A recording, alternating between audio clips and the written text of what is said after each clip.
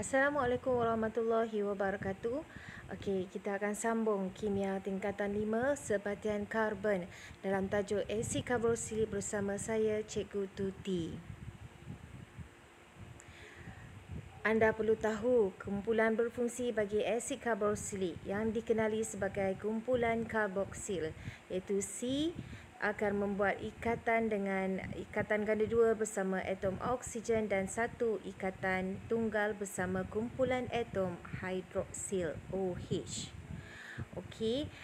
Kumpulan karboksil ini, asid karboksil ini merupakan sebatian bukan hidrokarbon yang terdiri daripada karbon, hidrogen dan juga oksigen. Ia adalah dalam kumpulan siri homolog kerana ia adalah terdiri daripada sebatian organik yang diperolehi daripada benda hidup seperti tumbuhan. 5%-nya dalam cuka adalah asid entanoik dan juga minyak kelapa sawit, asid palmitik serta saya bagi satu contoh dalam haiwan iaitu semut api mempunyai asid karboksilik dalam kumpulan asid mentanoik. Okey.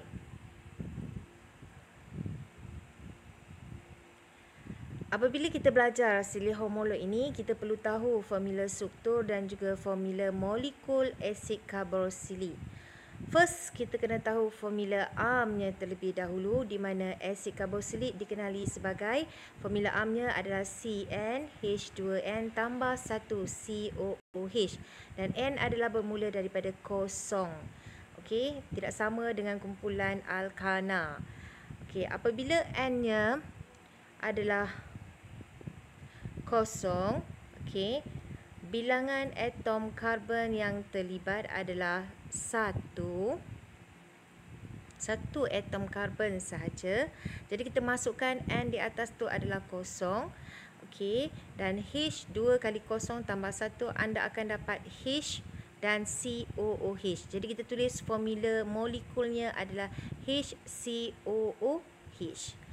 Formula struktur lebih kita kena lukis. Okey, disebabkan oleh satu saja karbon. Jadi karbon ni mestilah membuat ikatan ganda dua bersama dengan oksigen dan juga kumpulan satu ikatan kovalen tunggal bersama dengan kumpulan atom OH. Okey, dan membuat satu ikatan dengan hidrogen. Okey, ada 4 ikatan pada atom karbon. Dan pastikan karbon dioksida ini pastikan kumpulan COOH ini mesti berada di hujung atom karbon. Okey, jadi karbon tersebut kita kenali dengan nombor 1, karbon nombor 1. Okey, disebabkan ada satu saja bilangan karbon di sini, maka ia dikenali sebagai asid mentanoik. Di mana kalau alkana tu kita akan akhiri dengan huruf A. Jadi A di belakang tu kita cancel. Jadi kita akan gantikan dengan oik untuk asid karboksilik dan tambahkan perkataan asid di depannya. Satu bilangan atom karbon, maka ia dikenali sebagai asid mentanoik. Okey, faham? Bagaimana dengan formula struktur dan juga formula molekul bagi asid karboksilik yang lain apabila bilangan atom per molekulnya bertambah? Anda perlu pegang formula ARM ini iaitu CnH2n tambah 1 COOH dan anda perlu peka untuk lebih melihat kepada bilangan atom karbon di sini ada 2. Jadi C N dia di situ, okey, 1 H 2 kali 1 tambah 1 dapat 3 dan juga COOH. Jadi kita tulis formula molekulnya CH3COOH. Kita perlu lukis 2 atom karbon, okey, di rantai induk dan 1 atom karbon di hujungnya perlu mengikat ikatan ganda dua bersama oksigen dan juga satu ikatan kovalen tunggal bersama dengan kumpulan OH. Jadi di hujung tu COOH tu mesti berada di hujung atom karbon. Okey. Yang ini kita panggil kumpulan karboksil lah, COOH, dan satu atom karbon yang kedua itu kita isikan dengan 3 atom hidrogen mengikut formula molekul itu. Jadi kita dapat CH3 dan dalam bulatan tu adalah COOH. Disebabkan ada 2, maka ia dikenali sebagai asid entanoik.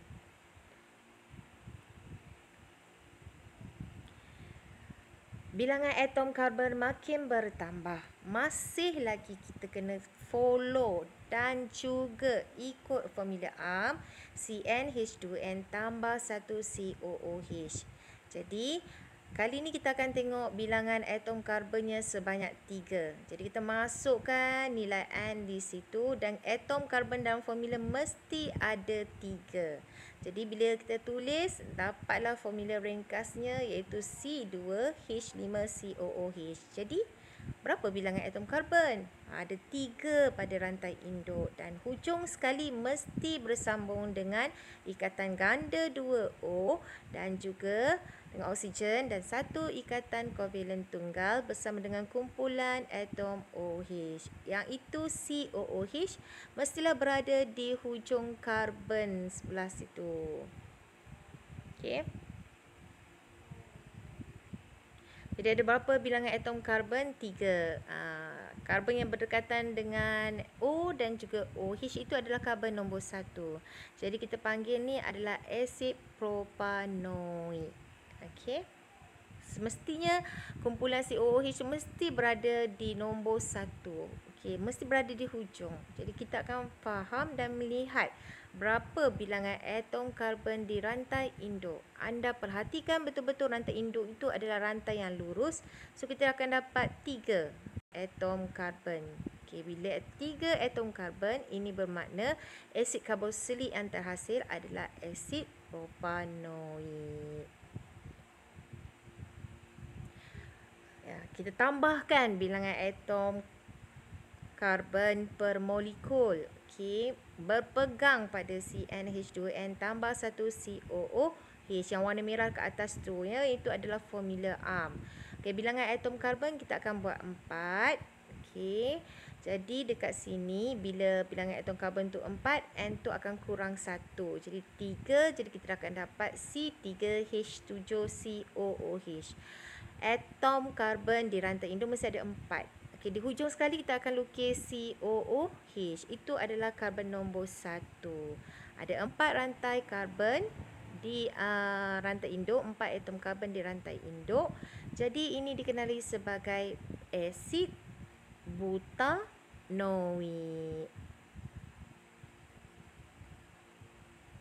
Ini adalah rantai lurus ya, murid-murid. Ada juga asid karboksilik yang datangnya dalam keadaan bercabang. Jadi bagaimanakah formula struktur dan formula molekul asid karboksilik bercabang? Mesti berpegang kepada formula ARM iaitu CnH2n tambah 1 COOH. Okey, kita tambahkan selalunya berlaku pada bilangan atom karbon yang lebih daripada 4. Jadi kita ambil 5. Jadi N dikurang 1 jadi 4. Masukkan N itu dalam formula. Maka kita akan dapat C4H9COOH. Okey, di sini. Okey, lukiskan 4 rantai karbon di rantai induk. Hujung sekali adalah karbon nombor 1 kerana dia bersambung dengan OH di situ dan juga O. Dan kita ada satu kumpulan cabang yang berwarna biru tu. Tengok betul-betul yang berwarna biru tu, yang 4 segi yang berwarna biru. Okey, itu adalah rantai bercabang. Pada atom karbon nombor berapa? Okey, daripada hujung itu adalah atom karbon nombor 1, 2 dan 3. CH3 tu kumpulan apa? Kumpulan akhir iaitu mentil. Berada di karbon nombor berapa? Karbon nombor 3. Jadi namanya adalah 3 mentil butanoik. Dan jangan lupa tambahkan perkataan asid di hadapannya. Jadi anda akan dapat asid 3 mentil butanoik. Okey, penamaan bagi asid karboksilik yang bercabang yang lebih banyak. Apakah langkah-langkah yang anda perlu kena pasti. Pertama, anda perlu pastikan rantai induk terlebih dahulu. Berapa atom karbon? Ada 5 pada rantai induk. Dan rantai induk pada karbonnya nombor 1 mesti bersambung dengan kumpulan ikatan ada 2 O dan juga 1 ikatan kovalent tunggal, iaitu bersambung dengan kumpulan atom OH. Nampak di situ ada satu karbon nombor 1 tu, okey, di mana ia bersambung dengan oksigen dan juga kumpulan atom OH. Jadi itu adalah karbon nombor 1. Okey, daripada 1 kita gerakkan kepada nombor 2 sampailah ke hujung sekali ada nombor 5. Dan kita ada nampak ada kumpulan alkyl di situ. Okey, saya circlekan dengan berwarna hijau CH3. Oh, ada 2. So ini 2 kumpulan alkyl. 1 alkyl nama dia mentil. Ada 2 bulatan di situ namanya dimentil. Pada kedudukan karbon nombor berapa ya?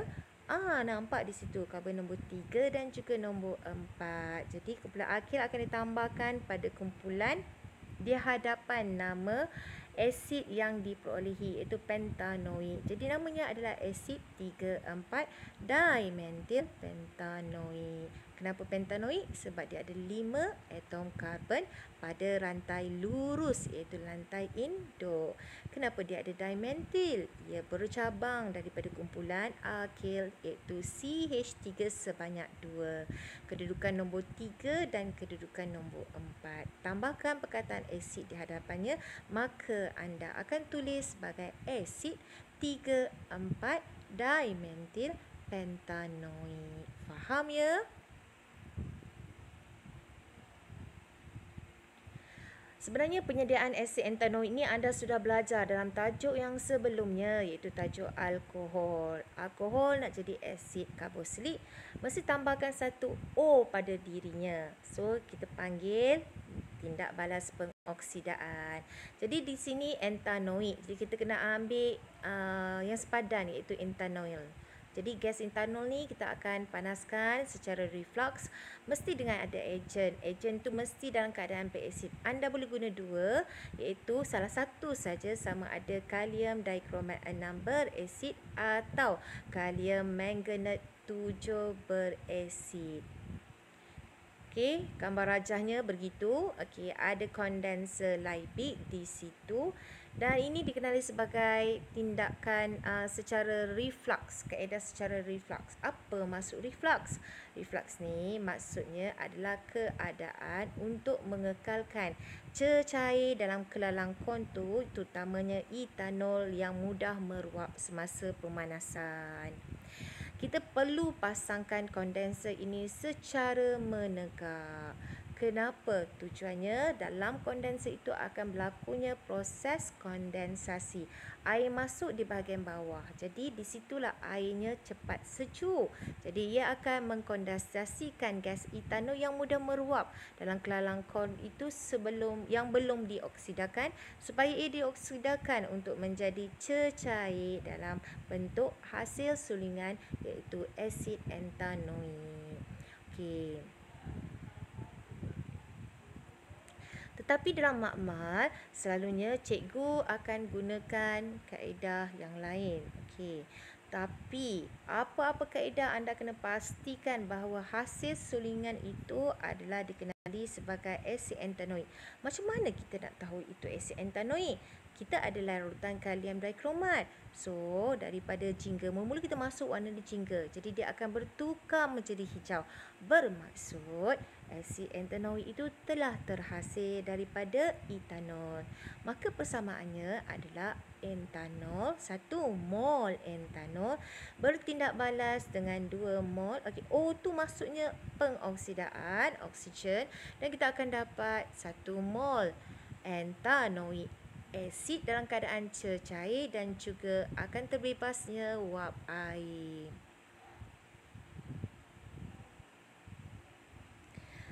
Okey, penyediaan asid entanoid di dalam makmal selalunya kita tidak akan guna kondenser, tapi proses kondensasi masih juga berlaku, di mana etanol akan dimasukkan dengan larutan kalium dikromat berasid, okey, dalam tabung didih. Okey, selepas itu gas etanol yang akan berada dalam tabung didih itu akan masuk ke dalam tabung uji yang disejukkan dengan menggunakan air sejuk dalam bikar. Dan di situ kita akan nampak hasil sulingan. Okey. Hasil sulingan ini disejukkan untuk mengekalkan cecair itu dalam keadaan cecair, dan hasil sulingan ini perlu anda uji. Kita tahu bahawa etanol, dan kita nampak di situ ada kalium dikromat berasid. Ini bermaksud proses apa yang terlibat? Pandai pun, proses pengoksidaan. Bila proses pengoksidaan, etanol akan jadi apa? Jadi asid etanoik. Di manakah dia? Dalam hasil sulingan.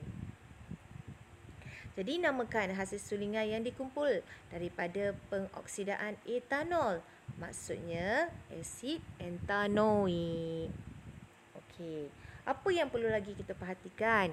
Kita perlu perhatikan perubahan kertas biru yang diuji ke atas hasil sulingan. Kertas biru tiba-tiba bertukar menjadi warna merah. Ini bermaksud hasil sulingan bersifat asid. Pandai. Okey, jadi nyatakan mengapa hasil sulingan itu direndamkan dengan air sejuk di situ. Kerana untuk mengkondensasikan hasil sulingan itu menjadi cecair.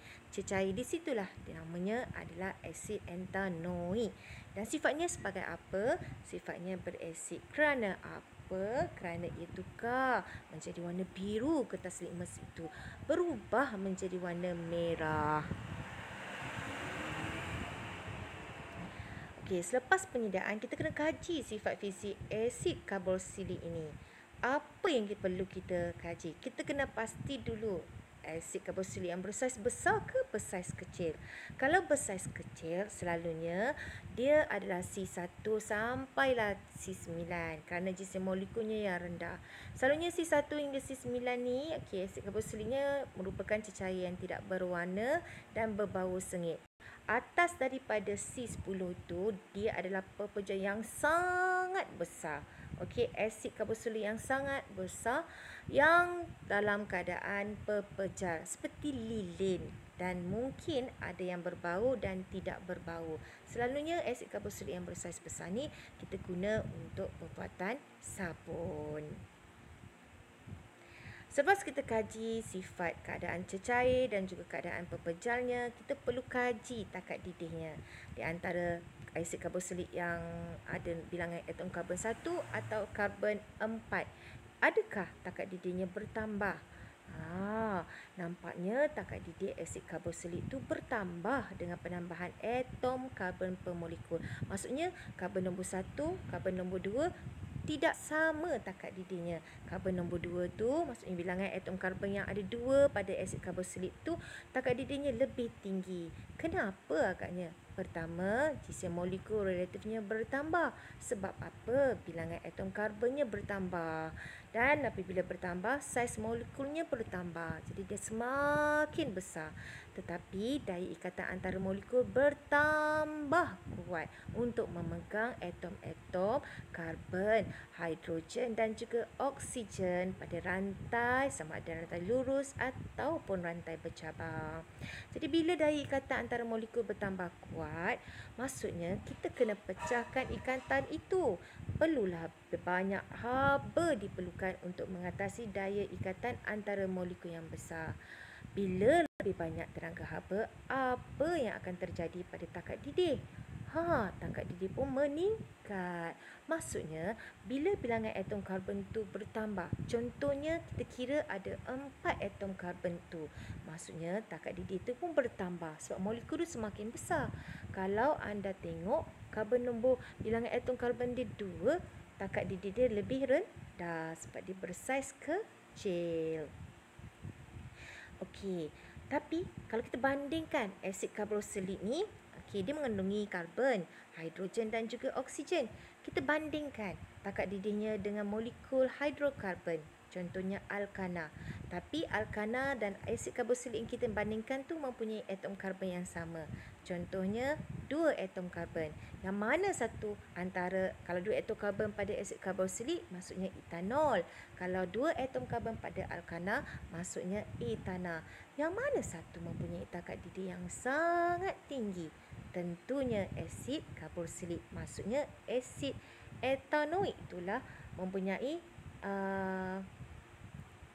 takat didih yang tinggi. Saya silap maksudnya asid etanoik, kita bandingkan asid etanoik dengan alkana. Kenapa asid etanoik tu lebih tinggi takat didihnya sedangkan bilangan atom karbonnya sama dengan etana tadi? Oh, rupanya kehadiran kumpulan karboksil COOH pada hujung atom karbon dalam asid etanoik. Bila bertambahnya atom oksigen, maksudnya saiz tu mesti bertambah lebih besar. Bila saiz molekulnya bertambah besar, JMR pun bertambah besar, jisi molekul radioaktif pun. Daya ikatan pun makin kuat, maka lebih banyak tenaga haba diperlukan untuk mengatasi daya ikatan antara asid karboksilik iaitu asid etanoik tadi. Maka takat didih dia pun menjadi lebih tinggi walaupun bilangan atom karbonnya yang sama. Okey, daripada takat didih, daripada keadaan cecair, daripada baunya, kita kaji yang lain iaitu sifat fizik asid karboksilik yang lain, terutamanya keterarutannya di dalam air. Bila saya kaji atom asid karboksilik, contohnya propanaik, asid propanaik, dia berbeza dengan yang bersaiz lebih besar, contohnya pentanoik. Nampaknya propanaik lebih larut dalam air. Kenapa ya? Sebab dalam ikatan asid karboksilik ini kita tahu ada kumpulan karboksil, ada kumpulan hidrokarbon. Kumpulan karboksil tu maksudnya COOH. Kumpulan hidrokarbon tu maksudnya C dengan H. Bila makin kecil, maksudnya ikatan tu makin pendek. Jadi kumpulan karboksil iaitu COOH lebih berperanan. Maksudnya apa di sini? Maksudnya ia adalah hidrofilik, iaitu suka dengan air. Jadi ia akan menarik molekul air dan larut di dalam air. Bila bertambah lebih banyak bilangan karbon, maksudnya rantai itu makin bertambah. Jadi atom karbon contohnya 5 berada lebih jauh daripada atom karbon yang nombor 1 yang ikat dengan kumpulan karboksil. Maka bilangan pengaruh hidrokarbon, rantai hidrokarbon itu lebih berpengaruh daripada rantai kumpulan karboksil apabila bilangan atom karbonnya bertambah banyak. Maka ia adalah daripada sifatnya itu hidrofobik, iaitu tidak suka dengan air. Jadi rantai hidrokarbon yang lebih kuat ini akan cenderung tidak larut dalam air seperti alkana. Sebab alkana dia hanya mempunyai rantai hidrokarbon sahaja. Selalunya dalam periksa, sifat fizik asid karboksilik ini lebih tertumpu kepada asid entanoik. Okey, jadi anda kena tahu sifat fizik asid entanoik ini, iaitu pertama, cecair jernih tanpa warna dan berbau masam seperti cuka. Yang lain tadi kan ada saya cakap pasal sengit. Dan takat lebuhnya 17 degree Celsius. Oh, rendah. Jadi ia dapat mengekalkan dalam keadaan cecair pada suhu bilik. Manakala takat didihnya tidak tinggi sangat, iaitu 118 degree Celsius. Dan asid entanoik ni mudah larut dalam air. Sebab apa? Bilangan atom karbonnya 2. Jadi pengaruh karboksil COOH adalah lebih kuat berbanding dengan kumpulan hidrokarbon dalam rantai asid entanoik, menyebabkan asid entanoik ini larut dalam air. Jadi saya faham dan awak mesti faham. Awak mesti belajar bersungguh-sungguh dan mesti faham apa itu asid karboksilik, penamaan ahli-ahli asid karboksilik dan cara penyediaan asid karboksilik serta sifat fizik asid karboksilik. Saya harap awak faham dan juga kita akan kaji lagi sifat kimianya nanti. Jumpa lagi. Sekian, terima kasih.